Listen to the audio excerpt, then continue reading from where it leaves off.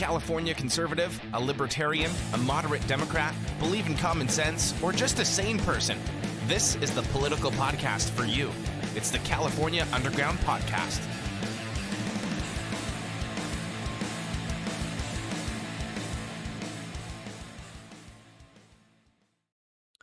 What's going on, everybody? Thanks for tuning in to another episode of the California Underground Podcast. I am your host, Phil, and as always with me is my trusty co-host, the best and fastest researcher in the West.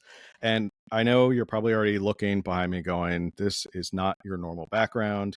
It looks like you are sitting at a dining room table, and you'd be absolutely correct. I am sitting at a dining room table today because we are in the process of moving, and moving sucks. And it's always a nightmare when you move.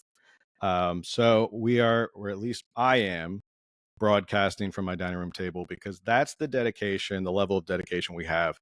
Not missing a podcast just because we're moving and my studio and office is all screwed up. But Camille, how are you doing tonight?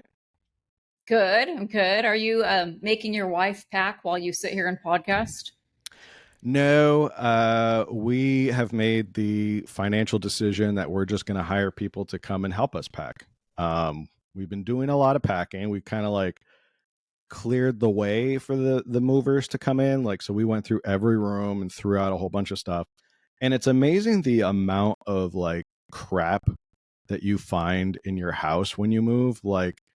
This is just a 2-bedroom apartment, and we've thrown out close to 10 bags, contractor huge garbage bags full of just trash. And you go, where was all this trash hiding in this 2-bedroom apartment? It's just everywhere. You're just where was all this trash? So yeah, we've done a lot of that. We've gotten rid of all that stuff. So the movers come on Saturday, and they're gonna help come in, just pack everything up and get going. We've given away or sold a lot of our furniture because we're just going to start all fresh. We got a whole new style we're going for in the new house. Old furniture won't match, clean slate. So that's where we're at right now. And yeah, a lot of things are in boxes. So that's why I had to shuffle and find all my stuff and all the electronics and my microphone and all that stuff. And here I am sitting at our dining room table, but we're podcasting nonetheless. And hopefully next week, the new office will be set up and the new studio will be ready to go and we'll be back to normal. But yeah, that's my story right now. At the end of each school year, since I homeschool, I go through all my curriculum and decide what do I really want to keep. And then I kind of around spring anyway, I like to do a spring cleaning. And, I have 4 kids and a husband, and there's 6 of us and a whole house. And I'm always just how do we accumulate all this stuff? And that's when I'm we should just move. And I think that was a line in Will and Grace way back when, I think she's cleaning and she's we should just move. Yes, I get that. I'm just let's just move and start over. Not happening, but anyway. Yeah, I kind of get it. I'm wow, it's amazing when you actually clean up and just go just go through your entire house and clean up everything, and how nice your place seems when you get rid of all the junk and you're oh, okay, it's actually, what were we doing with all this stuff? But anyway, that's not the point of tonight's episode. We're not sitting here talking about how I'm moving. And you're not moving out of California. I'm not moving out of California. I'm moving within San Diego. I for any of those who saw my post last week, I was trying to get a rise out of the followers to be this is the last time we'll be podcasting from this desk because we're getting a new desk. So there'll be plenty more episodes, hopefully another 260, if not more episodes down the line. Tonight, we are going to be talking about something that I'm going to try.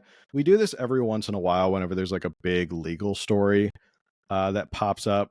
The legal nerd in me, the constitutional law nerd in me, wants me to go over this stuff because I think it's important that people understand and break down what actually happened.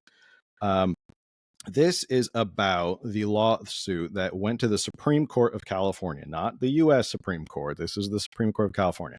If you don't know, every state has their own Supreme Court to handle state issues.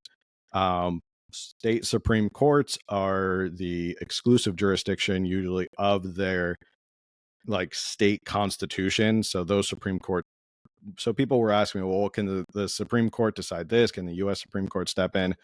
I don't think on this issue, because of the fact that it is the California Constitution, the U.S. Supreme Court can't step in that term. So it's kind of like an exclusive jurisdiction of the state Supreme Court. They can't step in. And the people who were behind this already, the tax proponents of this, already said they're going to try again in like 2026. So they have no kind of a need or want that they want to go after this legally in court anymore. So this was yeah. Appealing to the United States Supreme Court is a no. I think on this one, I'm pretty sure that anything state related, and this is specifically on the state constitution, the U.S. Supreme Court cannot step in, because it's one of those things that like it's the respect of the state and its sovereignty to have its own constitution, and the U.S. Supreme Court's not going to step in and kind of step all over that. I'm pretty sure that is the rule, and obviously if they wanted to appeal to the U.S. Supreme Court, they could, and they probably would have already done so, but they don't have any plans of doing that anyway. So I'm going to throw you a little curveball here, because I already know that we're going to get comments of people saying, but this is unconstitutional. How can this be? Do you have an answer to that? Well, here's the thing. People may automatically defer to the U.S. Constitution and say this is unconstitutional. Now, if you are referring to the U.S. Constitution, I'd like to know what you're citing to what makes it unconstitutional in these terms. This argument specifically is about the California Constitution, because the U.S. Constitution does not have any amendments or anything regarding ballot initiatives and propositions like we have here in California, which is the props and all that stuff that you see every November. We get to vote on these propositions. Our U.S. Constitution does not have that. That is something that the California Constitution has. They added that in as a way to kind of, it was part of the progressive movement around the turn of the century in like the 1900s. I think it was Governor Hiram, who was a Republican. He was a progressive Republican, added this in so that people could vote on a lot of measures and help kind of shape the Constitution and shape what goes on in their state. He was a big believer in sort of like direct democracy as a progressive Republican. So this is California Constitution, and that's what I'm going to be getting into, is their argument as to why they can't go forward with this.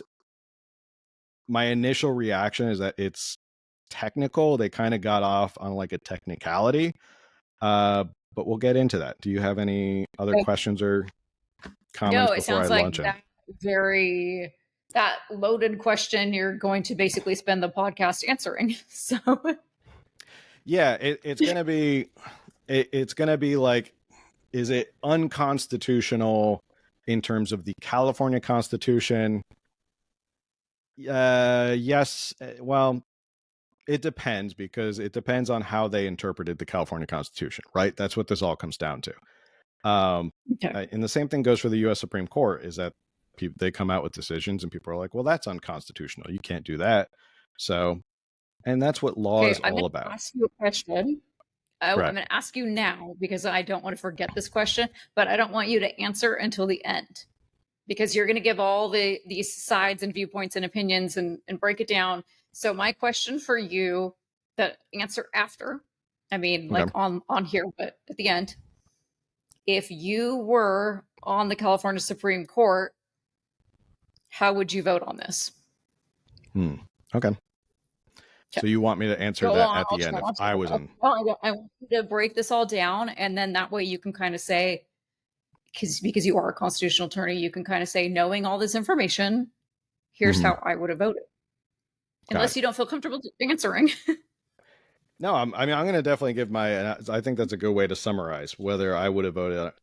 And I think there's some things that are interesting in here that I notated, and I specifically notated, and I put in the margins, like, this is terrifying that our Supreme Court thinks this way. So we'll get into that. And I'm going to try and break it down and get through this 50-page document as fast as possible without boring everyone to death. Anymore. I'm totally going to interrupt. I'm totally going to have questions. No, go ahead. Well, that's the point of this. This is sort of the beauty of these episodes is like, it's like you are playing the role of like the layperson who has all these questions, and I am doing my best to answer them from the lawyer standpoint. All right. So this is the legislature of the state of California versus Shirley Weber. I want to start off just by saying this. A lot of people already said that like Newsom was involved in this particular case. He was not involved in this case. He was not named as a party. He was not named as the governor of California. I will preface it with this. The lawyer in me immediately wants to go to this and see what their reasoning is. I don't want to just jump to the conclusion that this is because Newsom leaned on the Supreme Court, because they're all in Newsom's pocket, and that they all just did his bidding, and that he told them to get rid of this tax ballot initiative, and they did so. I could disagree with their rationale as to why they got there, but Newsom wasn't a part of this. It was the legislature of the state of California versus Shirley Weber, who was the Secretary of State. They sued because they wanted to stop Shirley Weber from putting this on the ballot. This measure, the Taxpayer Protection Act, which is TPA for short, it qualified and it was supposed to go on the ballot. And the reason that they had this hearing right now is because there's an issue of, well, if we allow this to pass and then find out later that this was invalid, their issue was that it would add cynicism to the voters that we passed this, we got it on the ballot, we got the signatures, and the people voted for it.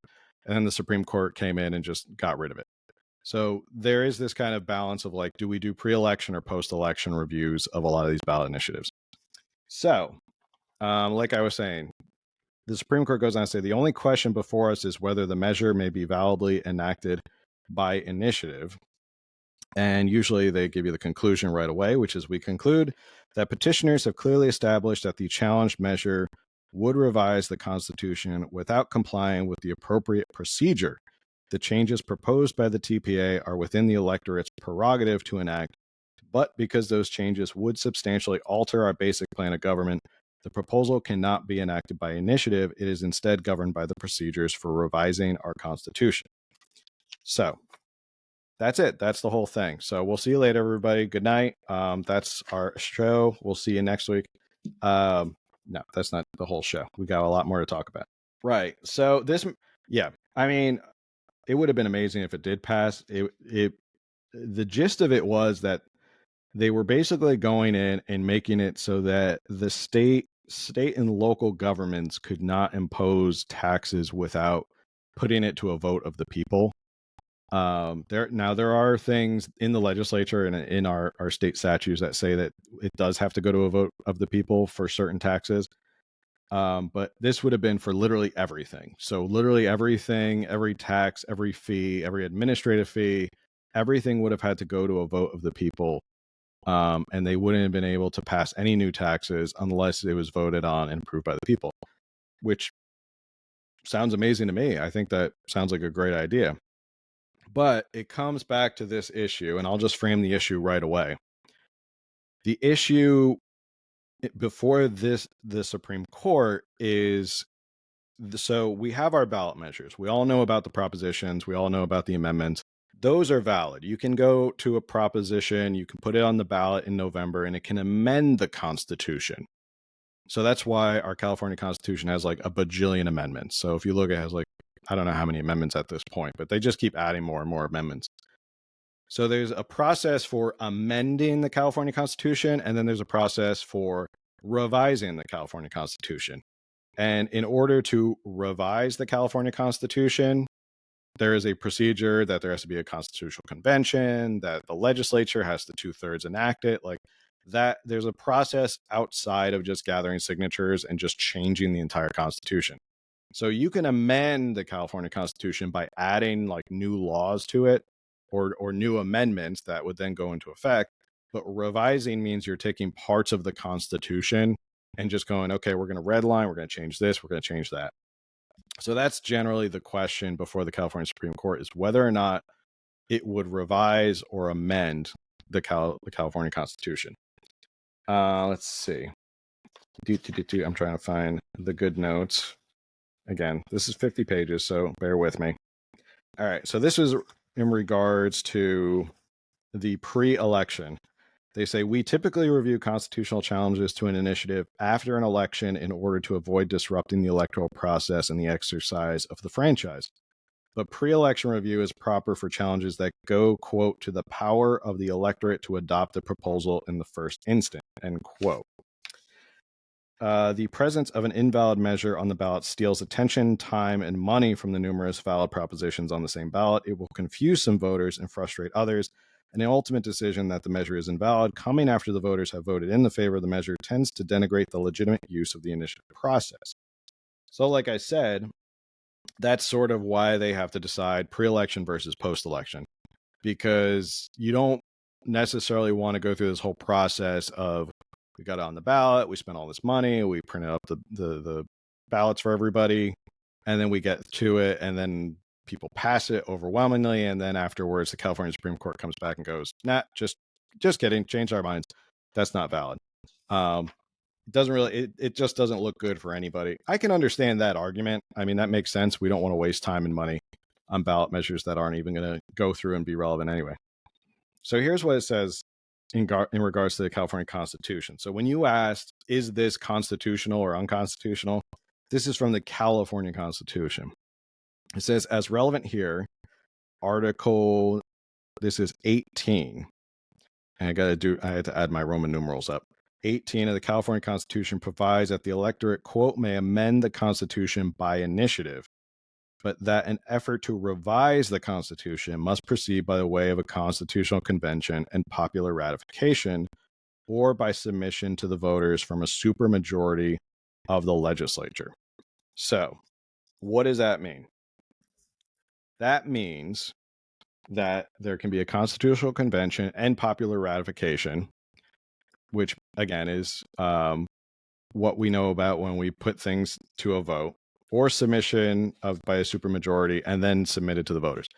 So there's a lot of times that we'll see like ACA or any of these Senate constitutional amendments proposed because it's like a supermajority, and then we vote on those.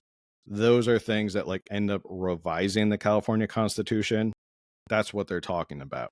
And it's not people initiated, it's legislative initiative. Okay. Article 2 of the California Constitution, which pertains to voting and the initiative referendum and recall powers, begins with the following principle. Quote, all political power is inherent in the people. Government is instituted for their protection, security, and benefit, and they have the right to alter or reform it when the public good may require it. And then I wrote a note, except when the government doesn't like what you're doing. So that's Article 2. I mean, that sounds great, right? I mean, that sentiment sounds really great. All political power is inherent in the people. Government is instituted for their protection, security, and benefit, and they have the right to alter or reform it when the public good may require. Which we're going to get into a little bit, why I don't think they really live up to that. That's more difference of revision and amendment. So what helps you decide whether it's an amendment or a revision?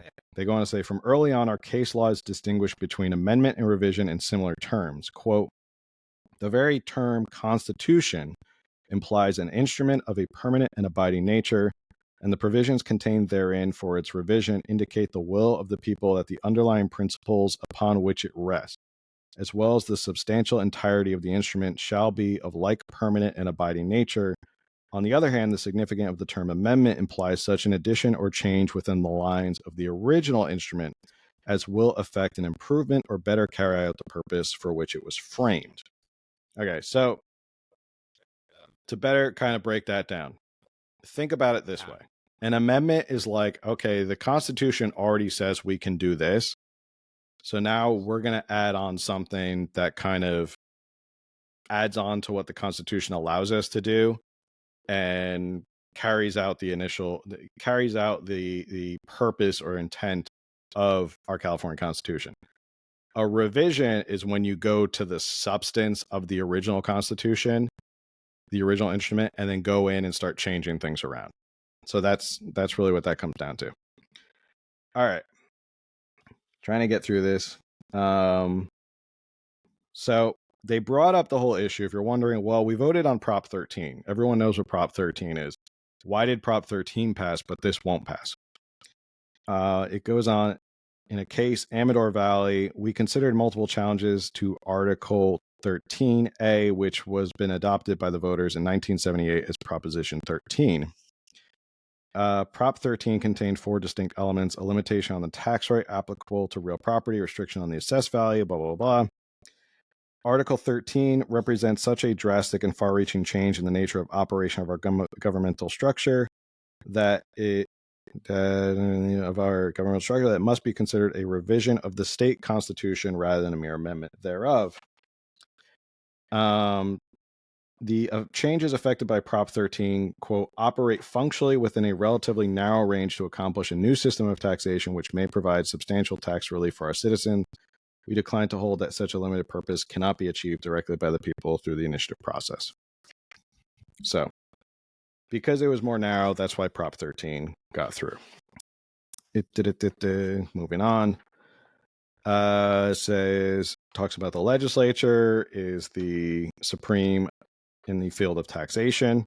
Basically, that the legislature has all the power when it comes to taxation. From the state's founding, legislature has had broad authority to levy taxes.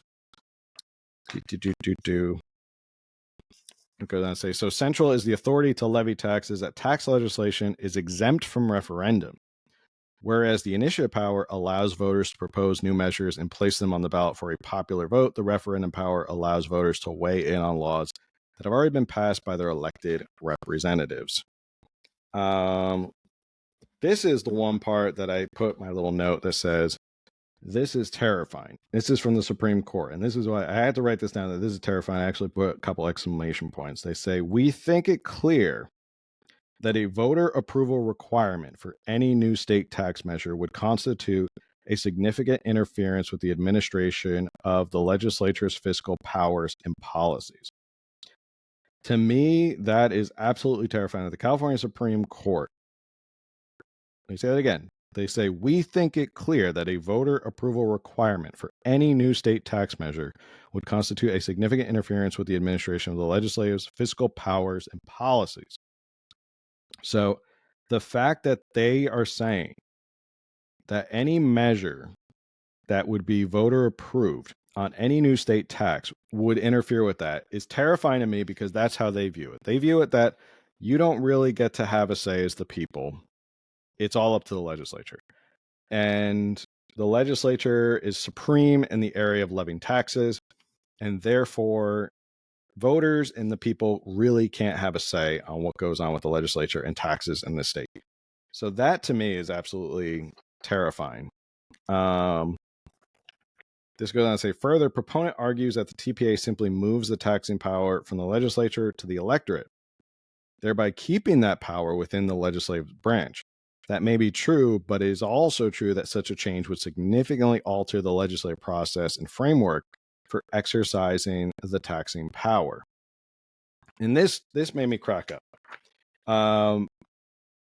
The Supreme Court goes on to say, in, quote, our continuing representative and Republican form of government, the legislators' deliberation on tax legislation may include public hearings reviewed by blah, blah, blah, blah, blah. All right. So, to me, that is absolutely crazy that now you have,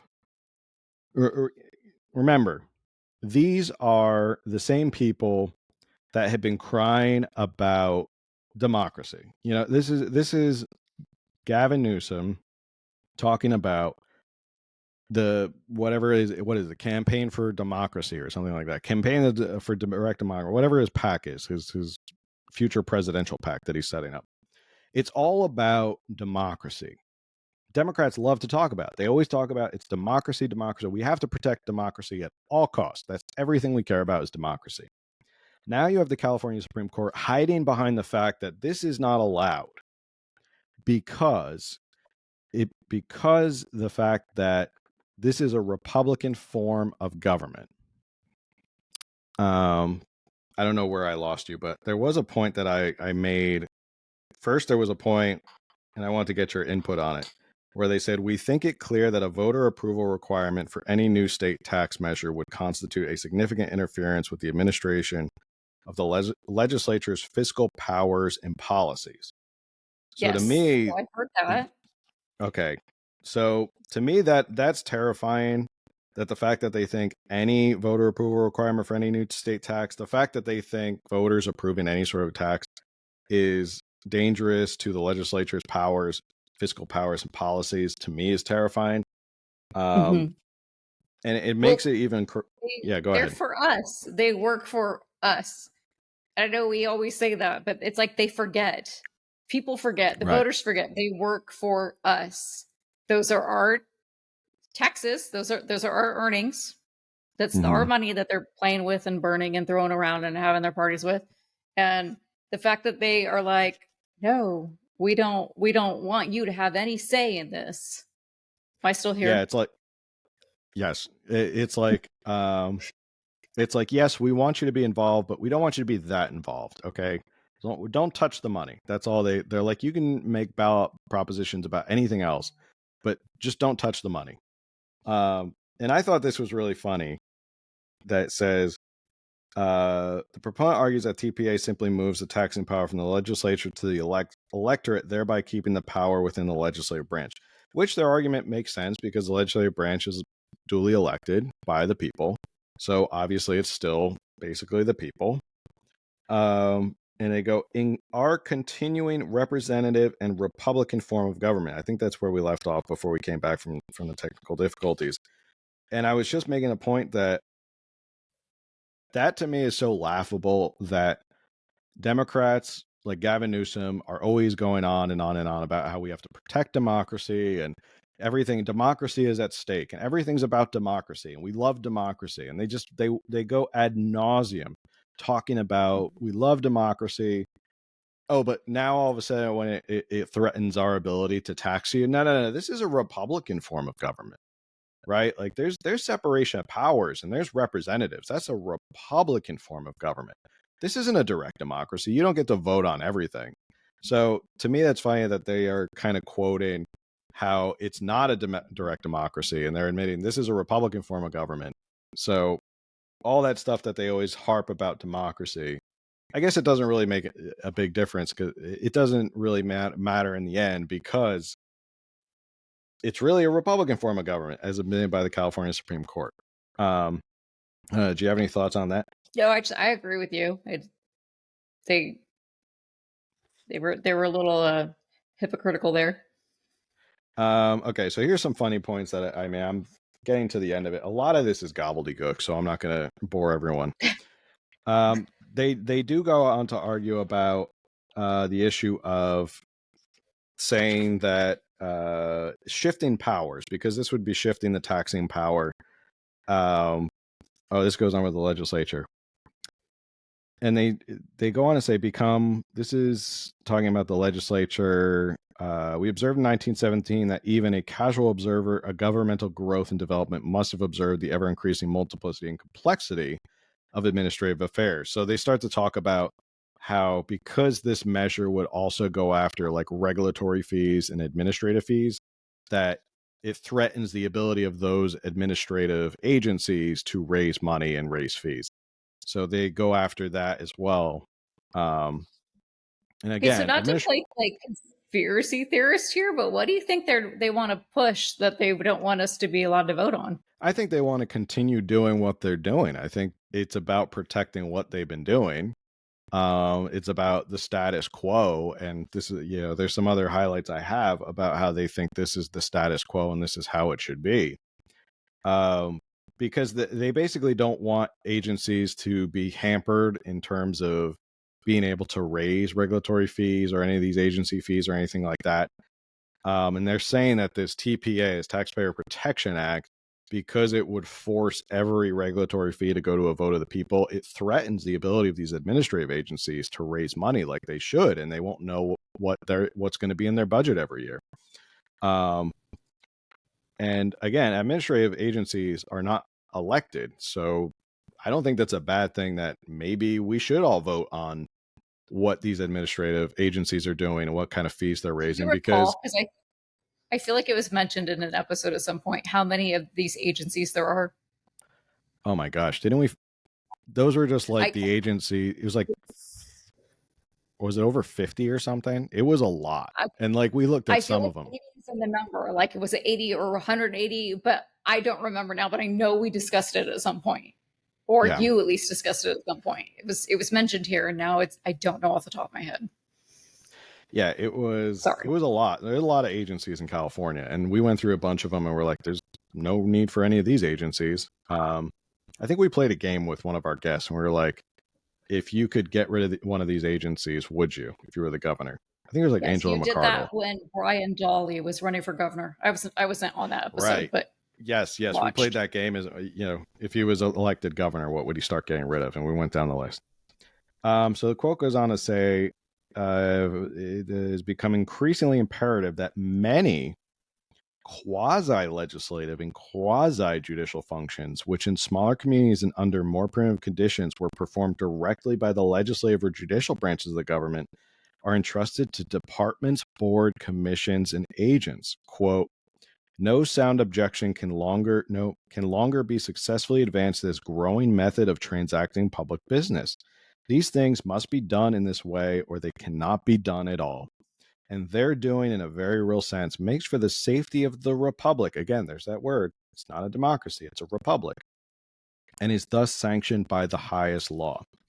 So, to your point, like you were saying, and my note is, they are basically arguing that this enormous leviathan of a government in California is required. Like, obviously, it's absolutely, we need government to be this big, and we need to have all these agencies. Obviously, government won't be able to run. Although, I would argue, what a disappointment that would be. My gosh, imagine if a lot of these agencies were gone tomorrow. How would the government continue to run? And that is one of those things I was saying is terrifying. And I made these notes that this is what the California Supreme Court believes. Like, this is the way they lean. It's not surprising that they lean this way, that they believe that this is the function of government. We have to have all these agencies.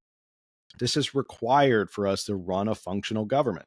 So to let voters have an ability to approve or deny regulatory fees of bureaucrats that they don't even elect, what a horrible idea. That it would bring our government to a screeching halt.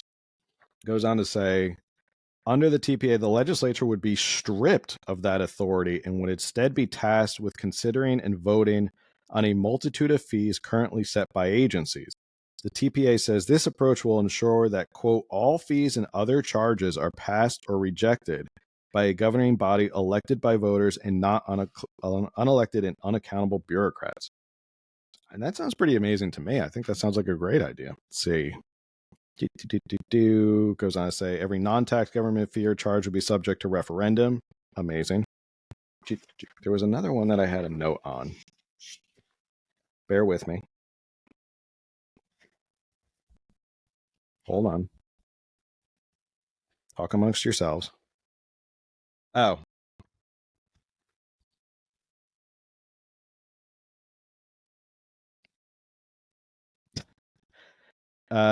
Petitioners contend these changes would, quote, dramatically slow, if not impede, critical government operations and force the legislature and voters to become involved in the minutia of governance. And I wrote in the column, sounds like a selling point to me. So I don't get to vote on this. I wish I could vote on this November, but the California Supreme Court says, no, you don't get to vote on this. It goes on to say, as a consequence of these two changes, administrative agencies would lose the power to do much of the work they do today under legislative delegated authority, such as assessing fees for the disposal of hazardous waste at the state level and setting fees for trash collection or charges for healthcare at public hospitals at the local level. And my comment and note in there was, "Stop, I'm already sold." I mean, it sounds like all great things. Stop. I mean, you've already sold me. I think by reading this, I'm like, man, I wish I could have gotten to vote on this. This sounds absolutely amazing. And yeah, that's yeah. Yeah, it's all these agencies that get to make money, get taxpayer money, and they get to spend it however they want, and we don't get to elect them. They're appointed. So and they don't do their job. They weren't even prepared for a basic hearing in the Capitol. So that's basically it. They end with, "For these reasons, we conclude that the TPA would clearly accomplish so far-reaching changes in the nature of our basic governmental plan as to amount to a revision of the Constitution." So that's my rundown of the Supreme Court case, why they blocked the taxpayer protection. So your question was, if I was in the California Supreme Court, which way would I vote? I think it's tough because there is a process. There is a California process. There is a California constitutional process that determines how this has to be done. I disagree with their rationale. I disagree with the rationale that this would hamper government as it is, like the status quo, right? And that, to me, I think is where I read it and I look at these justices and I go, this is terrifying that this is how they view government, that we need an enormous government, that we need a government that is, full of agencies, full of all these quasi-legislative agencies, as they call them, quasi-judicial functions. I don't agree with that rationale at all. I don't think there's anything wrong with the idea that if voters want to tear down their government, that is their prerogative. They should be able to do so. They should be able to do so if they want to. So, do I say they got out on a technicality? Yes. I say they got out on a technicality because I think they got out on a technicality on the sense that they kind of did this whole revision versus amendment because it would change governmental structure. But again, I don't agree with their rationale why they think it's so dangerous. Okay. So I would have to do more research to give a definitive answer. I would think if I were to vote on the California, now you get to write, if you want to, you can write a dissenting opinion. I probably would have written a dissenting opinion saying, I think that voters are allowed to do this. They just didn't do it the right way. They should have done it a different way. But I don't think voters being able to have this much say over taxation necessarily completely changes the basic function of our government. Because again, that's the California Supreme Court assuming the basic function of government is that we need it to be this big and we need to have these many taxes and fees. So that would have been basically how I probably would have voted on it. Does that answer your question? Yeah, I think so. You're kind of saying they based their opinion more on assumption, right, versus actual. Yeah, and if you read between the lines of what they're saying, I guess in a way it's kind of sky is falling, the whole government would come to a screeching halt based on this opinion, where they say like, oh, well, if voters are allowed to vote on every tax and fee, government will come to a grinding halt. And then what? And obviously they believe we really need big government. Correct. And I think that's the way they lean. They lean like they've already made they put it right there in black and white. They think that this enormous style of government is the way it should be. This is the status quo and this is how it should be. They never really sit down and go like, well, if the people don't want a huge entangling Leviathan style of government, the people should be allowed to change that. That should be what the people want, right? Like if the people go, hey, let's start tearing it all down and start all over. That's what the people should want. And again, I think they're going against this idea of like these progressive policies like the ballot initiative were initially put into place so that the people of California had a more direct say in their government, and they're going against that principle. And again, it is kind of ironic that in the end they're like, well, it's our Republican form of government and we have to protect the Republic of California. So it's not democracy anymore. It's democracy in limited terms, right? Like it's democracy when we agree with it. It's not democracy on their terms. It's democracy as long as you vote for the things that we like, right? It's kind of like what's going on with Prop 47. We had Sheriff Bianco on last week, where it's like, okay, the people got this ballot measure on, and now they're playing games where they want to like scare people off, and they, Newsom's working behind the scenes to strong arm it so that the ballot initiative goes away. Like, it's like we believe in people being able to vote in democracy, but it's just not on the stuff we don't want you to vote on. Like, if he really believed in democracy, he should just go, okay, well, the people got it on the ballot and let's see where it goes. Like, the people should be able to vote. But, yeah, that's California right now. We believe in democracy as long as it's what we want you to vote for and believe in. So, any thoughts? Do you want to talk about the judges? Sorry. Yeah, go ahead. I saw you put them in the notes. So if you want to take that away while I take a drink of water, because that was a lot of yammering by me. So let me pull up my notes. Just to pat myself on the back here, Phil asked me to research who the judges, the California Supreme Court judges, were appointed by, and I'm like, oh, did you think I didn't already do that? So offensive. I'm just kidding. Where's my notes? Okay.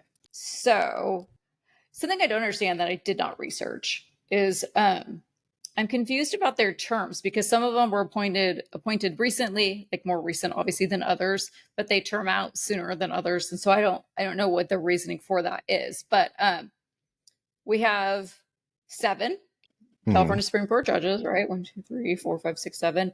And Patricia Guerrero, who I believe she's what's her title is it Chief Justice? Yes. Yeah, I think she's the first. So she was appointed by Gavin Newsom. Carol Corrigan was appointed by Arnold Schwarzenegger. Goodwin Liu was appointed by Jerry Brown. Leandra Kruger by Jerry Brown. Joshua Groban by Jerry Brown. Martin Jenkins by Gavin Newsom. And Kelly Evans by Gavin Newsom. Not the opera singer, Josh Groban. What? Oh, no. No. I laughed when I saw that. Not the opera singer, Josh Groban. Yeah, not to be confused. And I imagine these Jerry Brown appointments are from his second time being governor, not his first time, because that was like the 70s. So they probably still wouldn't be on the bench. So I had it in front of me and I closed that tab. So the oldest one is Carol Kerrigan, who was appointed by Schwarzenegger. Yes. So she is almost 76. So I was mentioning this to you earlier. It's possible she could be retiring in the next few years. I wouldn't blame her. And then there's 2 others that their term ends at the beginning of January of 2026. Gavin Newsom will still be in office. We have a possibility of 3 new California Supreme Court justices being appointed by Gavin Newsom. And the way that things have been going, I wouldn't be surprised if they are just as far left as you can go. Yeah, and that's I don't want to just jump to the conclusion of like these judges did it because Gavin Newsom was leaning on them. Judges do, just like attorneys. And I know people laugh at this idea of like attorneys have professional responsibility and they have these rules of ethics and stuff like that they have to abide by. Judges also have rules of ethics and professional responsibilities that they do have to abide by. That doesn't change the fact that judges who are appointed by a certain governor or president are going to have certain leanings on how they view government's role. And It's very clear from this Supreme Court opinion that you have basically an entire Supreme Court. This was unanimous. The whole Supreme Court voted for, outside of Schwarzenegger, was the last Republican, appointed by Governor Moonbeam and then his predecessor, Gavin Newsom, they all lean the same way. So their worldview and how they approach the law, it's not surprising they support it this way. And again, this is something that we always talk about when it comes to like the U.S. Supreme Court and who's conservative, who's liberal, and stuff like that. It's not really conservative, liberal political parties. It's how they view their role as a judge. So, but to your point, having Gavin Newsom appoint more radical judges who believe what this Supreme Court believes, which is that the voters can't have a say in how radical the government is changed, and that the threat, I mean, that's what you take away from this opinion, is that the threat of voters, the threat to the power that the government currently has by voters is unacceptable. We can't allow that to happen. And I'm not being hyperbolic here. That's basically what this opinion says. This opinion says that we can't allow voters to radically come in and change the government the way it functions right now. Like, this is it. The government is big. We love having a ton of unelected bureaucrats. We need them because this is what we believe society needs. We need a big government. They can't fathom the idea of maybe we need a much smaller and limited government. So to them, that's their rationale and their worldview, is we need this and we can't allow voters to threaten it. And I'm sure that's, if Gavin Newsom appoints any more people, they're going to believe the same exact thing. They're going to believe that government is good and that we should protect government. And like, yeah, let the voters vote on all this other little silly stuff, like, you know, gambling and, you know, vapes and all that stuff, because that's what we end up voting on anyways. Like, you know, is flavored tobacco okay? Yeah, okay, flavored tobacco we're going to outlaw. Is sports gambling okay? Well, we're not going to allow sports gambling. Okay, let the plebes vote on their little vices, but we can't let them dare come at the treasury and how much money we make. That's just ridiculous. We can't let them do that. I don't know where I was going. I was just rambling about the appointments and the current judges. So, what are your thoughts? I mean, I don't know. Maybe, but I also think, like, do you think people who vote in a presidential race are going to be worried about who the governor appointed to their state Supreme Court? Like, I'm not sure. I don't think that would make a big difference. I don't think a lot of people are going to dig that deep to be like, well, you know, he appointed this radical to the California Supreme Court. Yeah, I mean, it's a bit. I think it's a big deal when you're running for president, who you appoint to the Supreme Court. Like, it's going to come up like, well, look at who Trump appointed and look at Ketanji Brown Jackson, who Biden appointed. So that comes up because that's more of a national issue. But I think if you're running for president, I don't think anyone's looking at who you appointed to the state Supreme Court. I think they're going to look at obviously the issues of like homelessness and crime and all that stuff. But yeah, that's basically. There was an article that I did want to read really quickly. And actually, there's two articles, and one of our favorite people commented on this ruling, and I want to read the quote, and let's see if you can guess who it is. Oh, I hear you. So, can you see me? Okay. Let's see. Where did it go? I had this. This is a quote, and let's see if you can decipher who it is. Are you ready? Okay, quote, "We applaud the Supreme Court's decision to remove the Taxpayer Deception Act from the ballot. This unconstitutional measure was another cynical and self-serving effort by corporate interests to put their greed ahead of the needs of all Californians." You would be right. It is Lorena Gonzalez. Yep. Yeah. So Lorena Gonzalez, of course, loves the idea.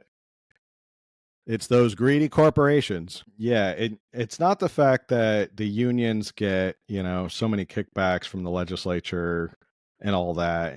In terms of contracts and stuff like that, they don't get directly paid, but in terms of the power and the scope of the government. So, of course, the unions want a big government that's going to give them nice, fat government contracts with taxpayer money. I mean, why wouldn't Lorena Gonzalez love the idea of you can't say what people get taxed on. This is from your hometown paper, the Orange County Register. Basically, it is an opinion piece that says California Supreme Court tax decision casts economic uncertainty over the state. We already talked about what it does. Basically, it goes on to say, this is why companies need certainty in the tax code. Prop 13 gave them that certainty on property taxes. The TPA would have done so for all state taxes, state and local taxes. For example, if a business knows taxes will rise 5%, it could plan for that. It might be able to absorb the increase by passing on to customers or cutting pay and benefits to the employee, or it might cut unprofitable product lines. But what if a business can't know if taxes will rise 0, 5, 10, 15%, then it can't plan. Adam Smith wrote in 1776 in The Wealth of Nations, quote, "The tax which each individual is bound to pay ought to be certain and not arbitrary. A very considerable degree of inequality from the experience of all nations is not near so great an evil as the small degree of uncertainty." So, makes a good point. Yeah, if the legislature, as it is, can just tax with impunity and people don't have a really say about it, then businesses can't really do anything. So I hate to be a broken record, but again, this is why make sure you pay attention this November who you're voting for in Sacramento for assembly and senator. Don't go into that ballot box and just check off President Trump and then just leave. You gotta, or whoever. I'm not assuming you're all voting for President Trump or President Biden. I'm just saying, don't go in and vote for just the president and then just walk out. So these things matter. And, if they want it to be a republic, like a lot of people always say it is a republic, then we have to make sure our representatives in our republic are actually listening to what we want them to do and not these, the Scott Wieners and the Buffy Wicks and the Evan Lowe's and the Alex, what's his name? Alex Lees of the world. Like, we don't need them making our tax policy. So, yeah. Any final thoughts before we log off after? Okay. So that's basically what happened at the Supreme Court. Take from it, not at least hopefully everyone who tuned in listened to the whole thing. Hopefully, my hope is that you have a better idea of like why it happened and you can agree or disagree with my analysis or my opinion on it. But at least you have the back end of like why it actually happened rather than just being like, oh, it's because Newsom went ahead and just leaned on all the Supreme Court justices and they were all, bought and paid for or whatever. And, they came up with, they have a legal argument. They have 50 pages of it. So you can go read it for yourself. It's good bedtime reading. So with that said, make sure you, as we always say when we end the episode, make sure you like, share, subscribe, review, and all that. And if you'd like to support this show, the best thing you can do that is absolutely free is share it with somebody else. And that's the best way to support this show. And we will see you all on the next one. Have a good night, everybody. Later. And hopefully the next time I'm not standing in front of a curtain. See you on the next one. Later.